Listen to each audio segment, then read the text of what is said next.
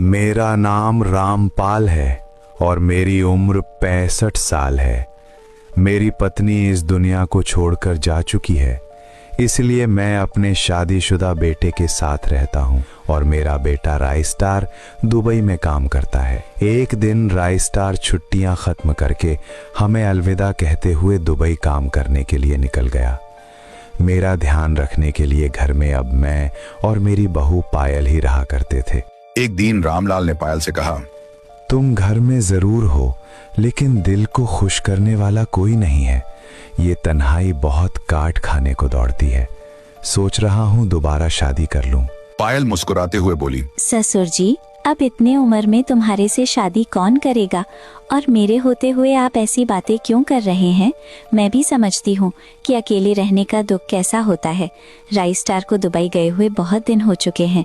वो तो साल में बस एक बार ही लौटता है। मैं भी अक्सर अपने आप को अकेला और खाली महसूस करती हूँ। रामलाल ने कहा, बेटी पूजा, अब मैं पहले जैसा जवान नहीं रहा। जब तुम्हारी सास जिंदा थी तो हम दोनों एक दूसरे को खुश रखते थे। हम दोनों एक दूसरे का सहारा थे, मगर अब वो दिन सिर्फ यादें बनकर रह गए हैं। पायल ने बोला, ससुर जी, आप ये क्यों कहते हैं। आप अभी भी किसी जवान आदमी की तरह लगते हैं। बस थोड़ी देर रुक जाइए, मैं आपके लिए कुछ खास लेकर आती हूँ। इसके बाद पायल ने रामपाल के लिए फटाफट गैस पर गर्म गर्म चाय बनाई और वह चाय रामपाल को पीने के लिए दी। रामपाल ने उस चाय को पिया और कहा, अरे ये क्या, काली चाय पिला दी हो। क्या ये मुझे फिर से ताकतवर बना देगी?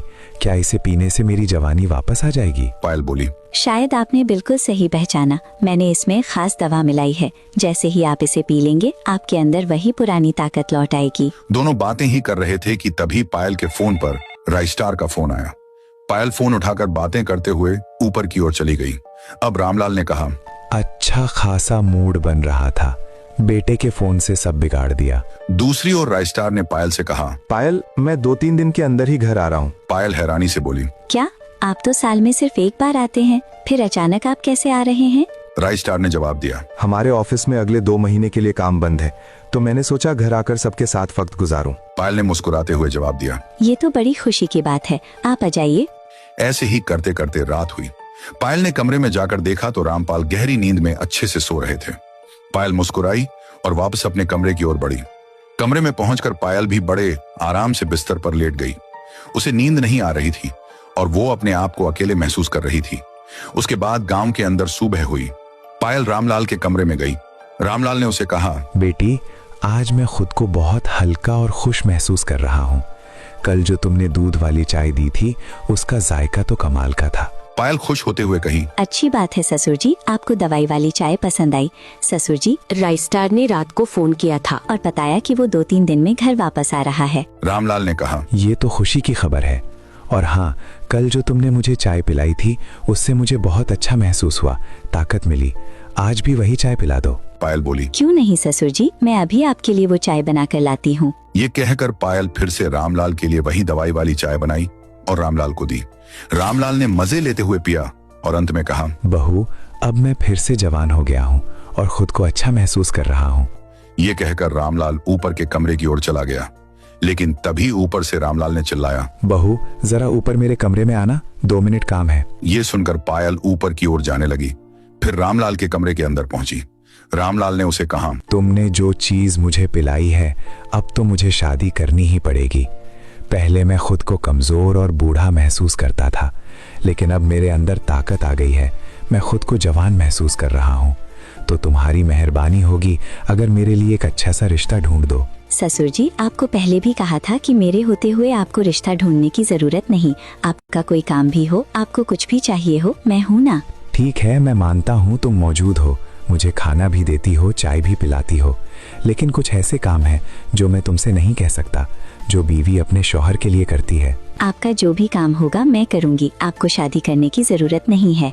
कल मेरा बेटा घर आ जाएगा तो तुम तो उसके पास रहने लगोगी, मैं अकेला पड़ जाऊंगा, फिर मेरा क्या बनेगा? वो साल में एक बार आता है, अब उसके बाद फिर चला जाता है। ठीक है, कल मेरा बेटा आ जाएगा तो जो कुछ भी करना है आज कर लेते हैं। कल से तुम सारा वक्त अपने शौहर को देना। क्यों नहीं ससुर जी, क्या करना है मुझे बताएं, मैं तैयार हूँ। मैं तुम्हारे साथ सोना चाहता हूँ, अगर तुम राजी हो तो। मैं कब की राजी हूँ, सिर्फ आपके मुंह से ये बात सुनना चाहती थी। उसके बाद रामलाल बिस्तर के ऊपर चढ़ गया और पायल को अपनी ओर बुलाकर लेट गया। पायल उसके बदन पर चढ़ने ही वाली थी कि उतने में डोरबेल बजी। पायल फटाफट नीचे दरवाजा खोलने के लिए भागी। दरवाजे पर राइस स्टार था, जो कि दुबई से वापस आया था। राइस स्टार ने पायल को प्यार किया, दोनों खुश हो गए। ऐसे ही 1 महीने गुजर गए। दिन खुशी से कट रहे थे। एक दिन राइस स्टार ने घूमने का प्लान बनाया। हम दोनों पति पत्नी आज बाहर घूमने जा रहे हैं। ये सुनकर रामलाल चिढ़कर बोला, तुम मुझे अकेला छोड़कर जा रहे हैं? वो मैं उतनी देर अकेले घर पर बोर हो जाऊंगा और मेरा ख्याल रखने वाला भी कोई नहीं है। तुम ऐसे कैसे जा सकते हो? राइस स्टार ने नरमी से कहा, पिताजी, आप बिल्कुल फिक्र मत कीजिए। मैंने आपकी देखभाल के लिए एक नौकरानी रखती है। वो हर वक्त आपके साथ रहेगी। और रही बात बोर की, तो मैंने आपके लिए नई टीवी लगा दी है। आप उससे अपना दिन अच्छे से काट सकते हो। ये कहकर राइस स्टार और पायल दोनों कार में बैठकर वहां से घूमने के लिए चले गए। मगर घर में अब सिर्फ रामलाल रह गया। वो ऊपर की ओर गया, टीवी चालू की और उसे देखते बैठ गया। उसने इंस्टाग्राम खोला और वीडियो देखने लगा। अचानक एक लड़की की वीडियो सामने आई, जिसमें वह अपना मोबाइल नंबर भी बता रही थी। रामलाल ने हिचकिचाहट के बाद फौरन नंबर लिया और लड़की को कॉल मिला दी। दोनों में बातचीत शुरू हो गई। बेटी, तुम बहुत खूबसूरत लगती हो। तुम्हारी मुस्कुराहट दिल को छू लेती है। अगर तुम चाहो तो मेरे घर आ सकती हो। मैं तुमसे मिलकर खुशी महसूस करूंगा। कुछ दिन बाद घर की डोरबेल बजी।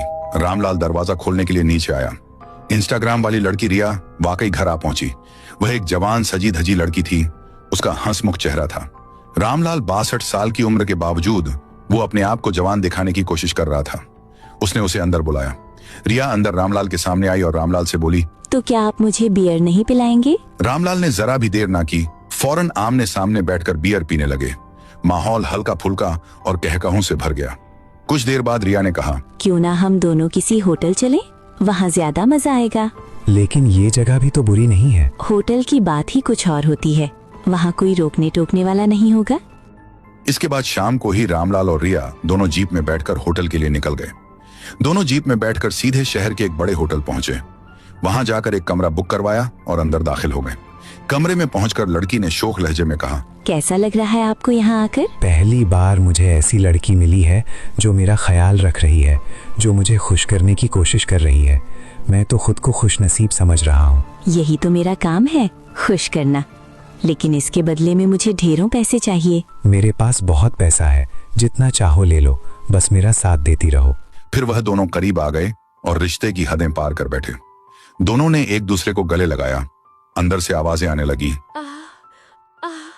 छोड़ो छोड़ो मुझे। कुछ देर बाद माहौल खुशनुमा हुआ। मैं तुमसे शादी करने के लिए तैयार हूँ। दोनों अपनी बातों में मशरूफ ही थे कि अचानक रामलाल के फोन पर कॉल आ गई। उसका बेटा राइस स्टार था, जिसने सख्त लहजे में कहा कि फौरन घर वापस आ जाइए। रामलाल घबरा गया। उसने जल्दी से कमरा छोड़ा और सीधा घर की तरफ रवाना हो गया। रामलाल घर पहुंचा। दरवाजे के पास पायल और राइस स्टार खड़े थे। पिताजी, आप इस उम्र में भी शादी की बात कर रहे हैं? ये सब क्या है? मेरी मर्जी है, शादी करूं या ना करूं, ये पैसा मेरा है। और रही बात उम्र की, तो अभी मैं इतना भी बड़ा नहीं हुआ।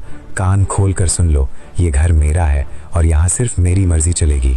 यह कहकर रामलाल गुस्से से वहां से चला गया और माहौल में तल्खी भर गई। राइस स्टार अपनी बीवी पूजा से फिक्रमंद लहजे में कहता है, ये देखो पायल, पिताजी इस उम्र में भी शादी की जिद कर रहे हैं। मुझे डर है कि ना जाने कल को वो हमारे लिए कोई नई मुसीबत ले आएंगे। उधर रामलाल सीधा होटल में रिया के पास पहुंचा और बेकरारी के साथ बोला, जल्दी से मुझसे शादी कर लो, मैं अब और इंतजार नहीं कर सकता।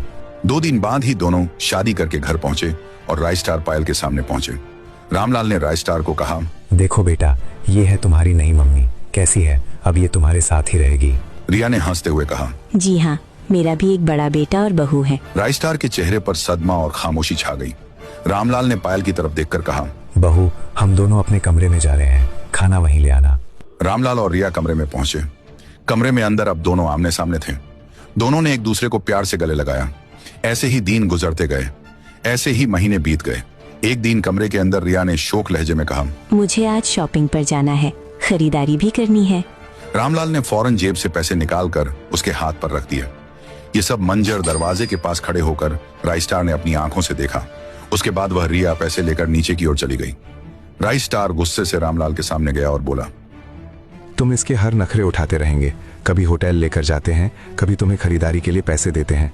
आखिर ये सब कब तक चलेगा? ये सुनते ही रामलाल गुस्से से आग बबूला हो गया और चिल्लाया, राइस स्टार, ये मेरी बीवी है और ये तुम्हारी माँ है। इसने तुमसे पैसे नहीं मांगे, पैसे तो मैंने अपनी खुशी से दिए हैं। तुम होते कौन हो हिसाब लेने वाले? और हाँ, ये मेरा घर है, तुम्हारा इसमें कोई हक नहीं। निकलो यहाँ से, आए बड़े। ये कहकर रामलाल ने राय स्टार और उसकी बीवी पायल को धक्के मारते हुए हमेशा हमेशा के लिए घर से बाहर भगा दिया। उसके बाद रामलाल वापस अंदर आ गया। रिया ने ताली मारते हुए बोला, वाह, तुमने अच्छा किया उन दोनों को भगा दिया। बिन काम का दखल अंदाजी कर रहे थे। अब हमारे दोनों के बीच में कोई नहीं आ सकता। I love you baby. I love you too baby. और हाँ, बहुत जोरों की भूख लगी है, तो तुम जरा खाना बना दो। क्यों नहीं, तुम टेबल पर जाके बैठो, मैं तुम्हारे लिए अभी गर्म गर्म खाना बना के लाती हूँ। रिया खाना बनाने के लिए किचन में गई और रामलाल टेबल के पास गया। रिया खाना बनाने लगी।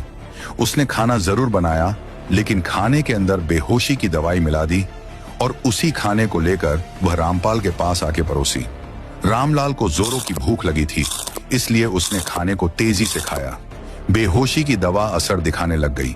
उसे बदन अजीब सा होने लगा। फिर अंत में वह तड़प तड़प कर वहीं चक्कर आकर गिर पड़ा। रिया पास में आई और उसे देख हंसते हुए बोली, पागल बूढ़ा, इसको क्या लगता है मैं बूढ़े से प्यार करूंगी? मैं तो इसकी प्रॉपर्टी पैसों से प्यार करती हूँ। पागल बूढ़ा। ये कहकर वो ऊपर जाने लगी। कमरे के अलमारी में करोड़ों रुपए, 32 तोला सोना और प्रॉपर्टी के कागज रखे हुए थे। रिया अलमारी के पास आकर पूरी अलमारी सफाचट कर गई। उसने पूरा धन चुरा लिया और उसे बैग में भर के वहां से फरार हो गई। कुछ घंटों बाद रामलाल को होश आया। वो उठ खड़ा हुआ। उठते ही उसने चारों ओर नजर घुमाई। रिया को ना पाकर वो तेजी से ऊपर के कमरे की ओर भागा और जैसे ही कमरे में जाके देखा तो उसके पैरों तले जमीन खिसक गई, क्योंकि वह पूरी अलमारी लूटकर भाग गई थी। रामलाल ये देखकर फुट फुट के रोया। उसने रोते हुए कहा, मैं बर्बाद हो गया, मैं लुट गया। हे ऊपर वाले, मुझे उठा ले। राय स्टार सच ही कहता था। ये क्या हो गया? इंस्टाग्राम की लड़कियों पर भरोसा नहीं करना चाहिए।